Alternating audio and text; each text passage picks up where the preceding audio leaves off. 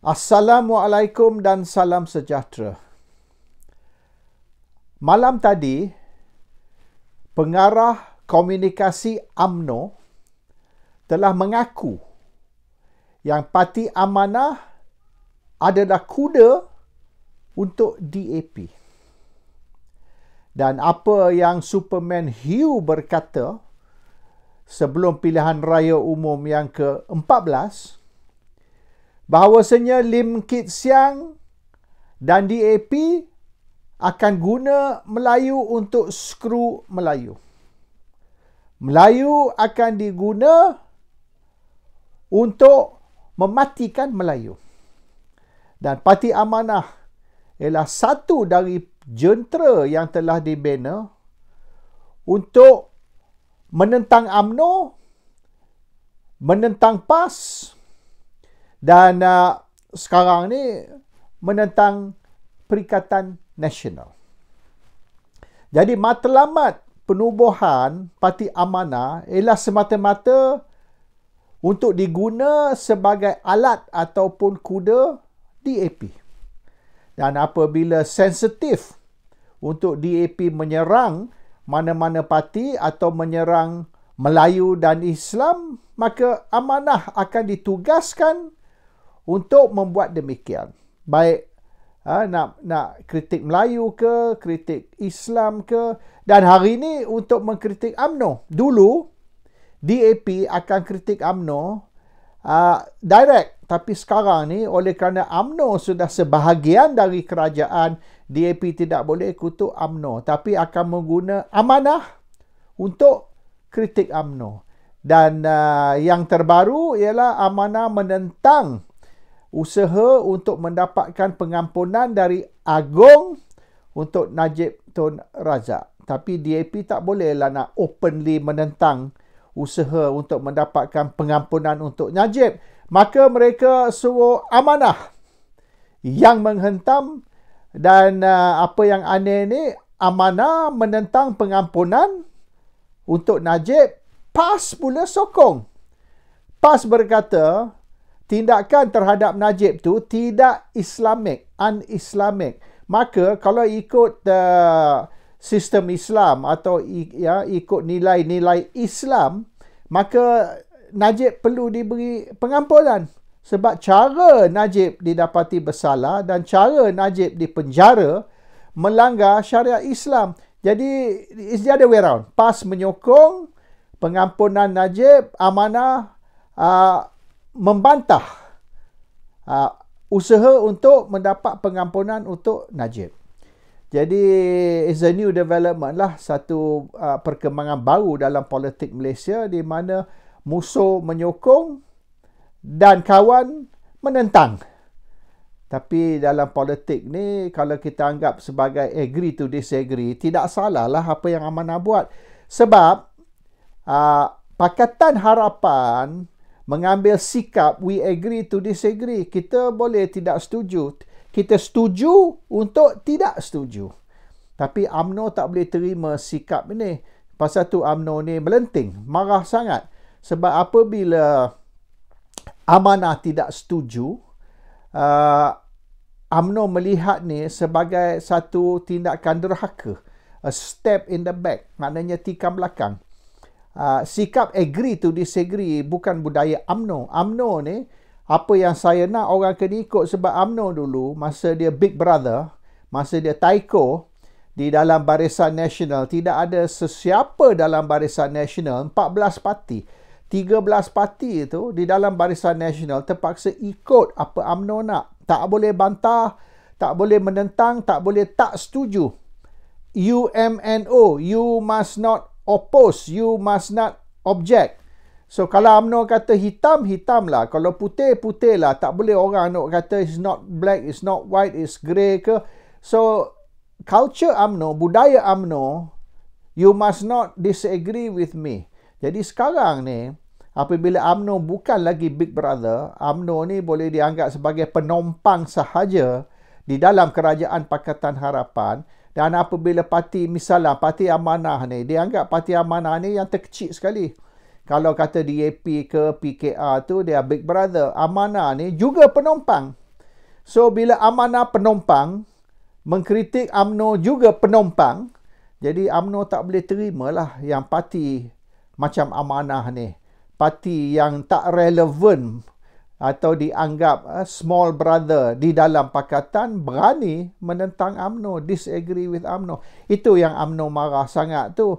Sebab tu pengarah komunikasi UMNO hentam amanah habis-habis. Dan dia suruh tindakan diambil terhadap Khalid Samad. Pecat dari parti ke, tindakan disiplin ke, dan nak suruh minta maaf. So hari ni Mak Sabu dah minta maaf. Mak Sabu tunduklah kepada UMNO. Mak Sabu kata itu pandangan Khalid Samad, bukan pandangan parti. So it's a personal opinion of Khalid. Bukan pendirian resmi, not the official stand of the party. So Mak Sabu back down lah. Sebab Mak Sabu ni tahu parti dia bukanlah boleh ke mana pun. It's an insignificant party, small party. Dan parti yang kalau nak dianggap sebagai alternatif kepada PAS, jauh alternatif kepada PAS.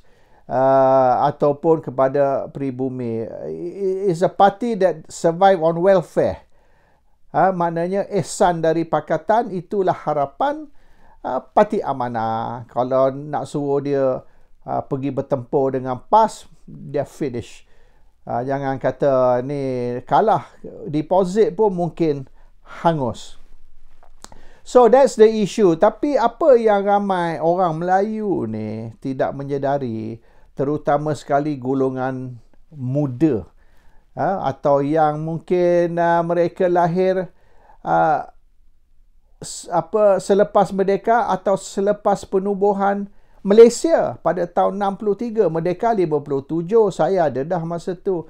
Penubuhan Malaysia 63, saya masa tu form 1. Jadi kita tahulah sejarah ini dan kita diajar sejarah tu di dalam di sekolah. Sekarang ni tak tahu dia orang ajar sejarah apa kat sekolah. So the issue is tahun 57 apabila British beri merdeka kepada Malaya semasa tu Straits Settlements, Federated Malay States, Unfederated Malay States. Tapi Straits Settlement ialah Penang, Melaka dan Singapura. Singapura tak mau join. Singapura tak mau join Malaysia. Brunei kemudian bila di offer untuk join Malaysia bersama Sabah Sarawak, sepatutnya Sabah Sarawak, Brunei, Singapura. Brunei pun tak mau join, Singapura pun tak mau join. Jadi apabila merdeka 57 tu, dia cuma negeri Persekutuan Tanah Melayu dan bukan semua negeri Straits Settlement kecuali Penang dan Melaka sahaja yang Straits Settlement. Lepas tu Singapura minta merdeka, berasingan dengan merdeka yang diberi kepada Malaya. British tak setuju. British kata kalau Singapura nak merdeka, Singapura kena join Malaysia sekali dengan Sabah, Sarawak, Brunei. Brunei tak mau. Brunei kata dia nak continue, teruskan sebagai negara merdeka. British kata kita tak mampu nak jaga keselamatan Brunei. Jadi Brunei kata tak apa. Kita akan kita akan gajikan tentera British untuk menjaga keselamatan Brunei dan kita bayar gaji. So maknanya British hantar askar mereka ke Brunei, semua kos gaji dan macam-macam dibayar oleh Brunei. British tak payah bazir 1 sen. So kerajaan British setujulah letakkan tentera British kat Brunei, tapi kos dibayar oleh Brunei. Tapi Singapura, Sabah, Sarawak kalau nak merdeka kena join Malaysia, iaitu Sabah, Sarawak dan Singapura akan bersama Persekutuan Tanah Melayu membentuk satu negara baru dipanggil Malaysia. Singapura tahu. Sekira mereka tak setuju, mereka tidak diberi merdeka. Macam Hong Kong. Hong Kong tahun 97 baru dapat merdeka. Bukan tahun 63. Macam Singapura. So makna 30 tahun lebih mungkin Singapura kena tunggu sekali dengan Hong Kong dapat merdeka. So Singapura setuju. Bila Singapura sudah join Malaysia, mereka diberi kemerdekaan lah. Tapi kemerdekaan bukan untuk independent nation, island state. Kemerdekaan untuk join Malaysia. Bila dah join Malaysia tu, Singapura ataupun PAP menyertai pilihan raya dan nak cuba rampas kuasa di dalam Malaya. Apa yang Singapura nak ialah negeri-negeri China yang dianggap majoriti China, iaitu Penang, Perak, Selangor dan Singapura akan diperintah oleh PAP. Maknanya PAP ni, People's Action Party, akan menjadi kerajaan di dalam Singapura, Pulau Pinang, Perak dan Selangor. 4 negeri. Dan 4 negeri ini boleh dianggap sebagai 4 negeri yang kontrol 80% hingga 85% dari ekonomi. So, walaupun 4 negeri saja, Penang, Perak, Selangor, Singapura, tapi 4 negeri ini kontrol lebih dari 2/3, 80% lebih dari ekonomi Malaysia. So, it doesn't matter they control 4 states when they control almost the entire economy of the country. Tapi apabila Singapore, or rather Lee Kuan Yew ni buat kecoh sangat,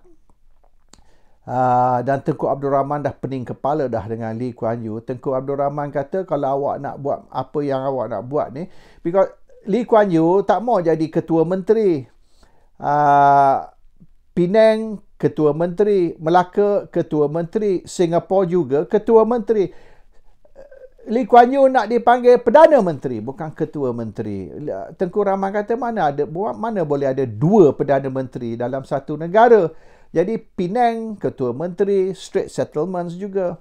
Melaka juga Straits Settlements ketua menteri. So wajarlah Singapura juga ketua menteri, dan Sabah Sarawak pun ketua menteri. So semua negeri yang tidak bersultan, tidak ada menteri besar. 5 negeri yang tidak bersultan termasuk Singapura akan ada ketua menteri. Dia tak mau. Ketua menteri ni taraf rendah sangat.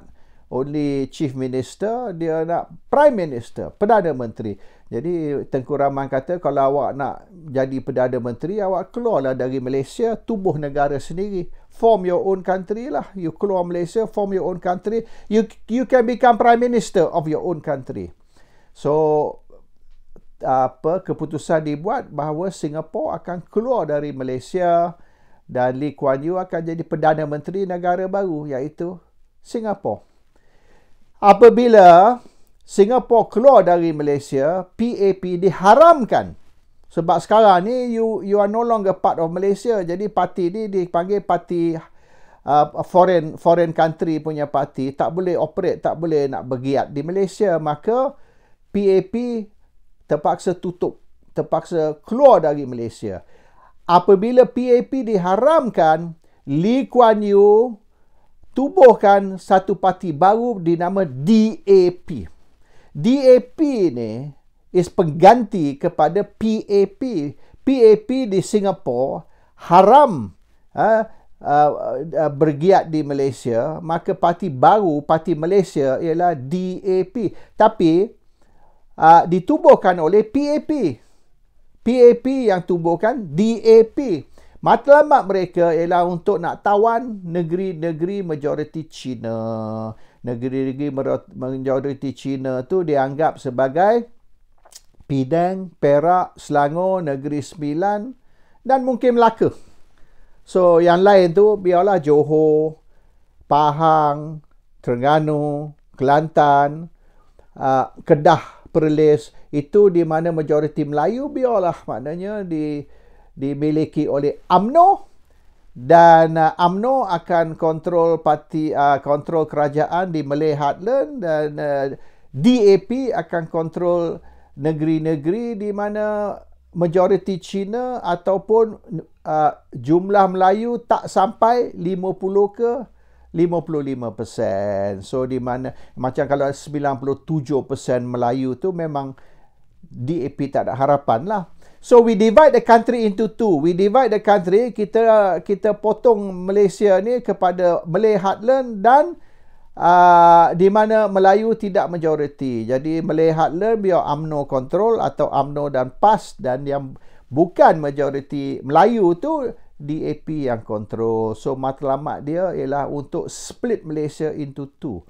Dan of course Sabah Sarawak will be the third region. Sabah Sarawak ni maknanya bukan Melayu atau Islam majority, itu akan dikontrol oleh parti Sabah Sarawak. So we got one block Sabah Sarawak, one block Malay Heartland, one block negeri-negeri di mana Melayu tidak kontrol lebih dari 60 ataupun 65%.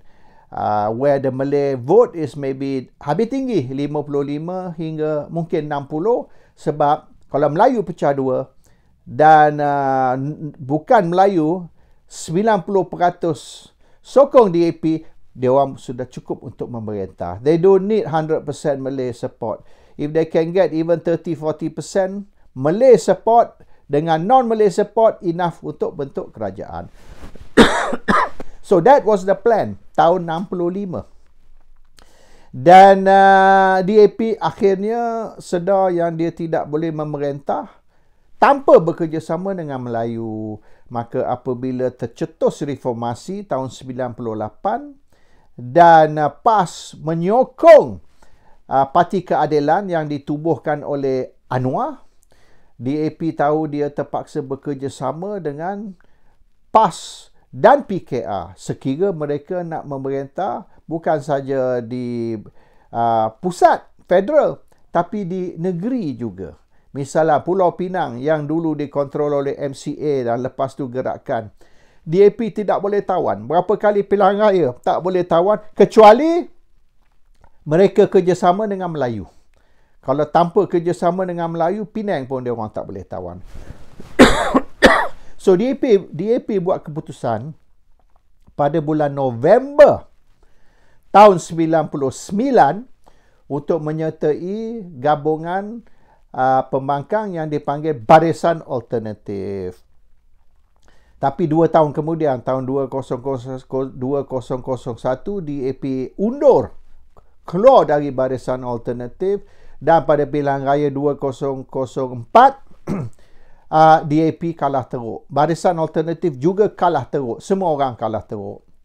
Tahun 2008 DAP tidak menyertai barisan semasa tu Pakatan Rakyat ditubuhkan, diganti Pakatan Harapan, Pakatan Rakyat mengganti Barisan Alternatif. Tapi DAP tidak menyertai Pakatan Rakyat sehingga selepas pilihan raya, apabila DAP nampak Pakatan Rakyat ni menang banyak kerusi dan sekira mereka join, DAP join dengan Pakatan Rakyat, mereka boleh memerintah di 5 negeri. So bermaknanya ini menguntungkan DAP. DAP boleh menyertai Pakatan Rakyat dan mereka boleh memerintah di Pulau Pinang, Perak, Selangor, dan ini bermaknanya peluang untuk akhirnya DAP menubuhkan satu kerajaan pusat atau menyertai kerajaan pusat, federal government, cerah. So DAP buat U-turn, sekali lagi dia join balik gabungan pembangkang, dan hingga hari ini kita tahulah sejarah dia. Pilihan raya yang ke-13, ke-14 dan ke-15 apa yang berlaku. Tapi yang penting ni, apabila DAP pada tahun 2015 ya, iaitu 8 tahun dulu, apabila DAP menyedari yang dia tidak boleh kontrol PAS, PAS ni, walaupun mereka duduk dalam satu gabungan pembangkang iaitu Pakatan Rakyat, tapi PAS has a mind of its own. PAS ni dia akan buat apa yang dia rasa kepentingan untuk Islam dan untuk Melayu. Jadi DAP tak boleh nak arah PAS. Dan berlaku kekecohan apabila DAP sokong PKR untuk tumbangkan arwah Tan Sri Khalid Ibrahim. Apabila Khalid Ibrahim disingkir, ini kerana PKR ni clash dengan Tan Sri Khalid, isu dia kontrak kerajaan negeri, 100 juta duit kerajaan negeri yang PKR nak suruh Khalid beri kepada parti dan macam-macam lah. So apabila berlaku perselisihan faham di antara parti dan Menteri Besar Selangor Tan Sri Khalid, DAP sokong PKR untuk nak gulingkan, tapi PAS tak sokong PKR untuk gulingkan Khalid, sebab PAS tahu Tuanku Sultan Selangor nak Khalid kekal sebagai Menteri Besar. Sultan Selangor berkata, ini kali pertama dalam sejarah Selangor mendapat satu Menteri Besar yang jujur dan efektif. So, apabila Sultan tak setuju dengan Khalid disingkir, maka PAS pun tak sokong usaha untuk nak singkirkan Khalid. DAP marah, DAP tutup Pakatan Rakyat dan buka gabungan baru dipanggil Pakatan Harapan. Dan PAS ditendang keluar. Dan mereka suruh geng-geng Anwarista dalam PAS tu keluar dari PAS, buka parti baru, Parti Amanah, supaya geng Timbi dalam PAS ni melalui Parti Amanah boleh menyertai gabungan baru iaitu Pakatan Harapan. So, tujuan menubuhkan Parti Amanah, nombor satu, supaya parti ni boleh join gabungan Pakatan Harapan, dan mereka ni boleh mengganti PAS sebagai parti Islam. Tapi parti ni backing dia ialah DAP yang usaha untuk menubuhkan Parti Amanah tersebut. Kewangan, bantuan dan sebagainya semua datang dari DAP.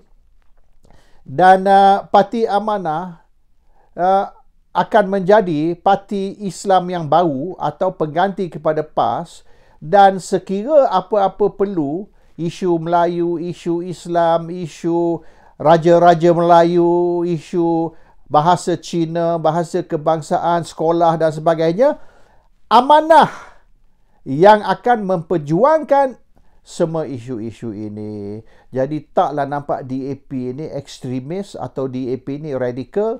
DAP ni anti-Islam, anti-Melayu, anti-raja-raja Melayu, anti-bahasa kebangsaan. Ini semua tidak akan dilihat, sebab yang akan menaja dan akan memperjuangkan isu-isu sensitif melibatkan agama, bangsa, bahasa ataupun istana. Tugas ini akan dijalankan oleh Parti Amanah. So, Parti Amanah ni kuda untuk DAP untuk memperjuangkan isu yang sensitif. Dan ini malam tadi pengarah komunikasi UMNO mengakui yang apa yang Amanah buat ni ialah desakan Lim Kit Siang dan DAP, bermaknanya Amanah menentang usaha untuk mendapat pengampunan dari untuk Najib, pengampunan dari Agong.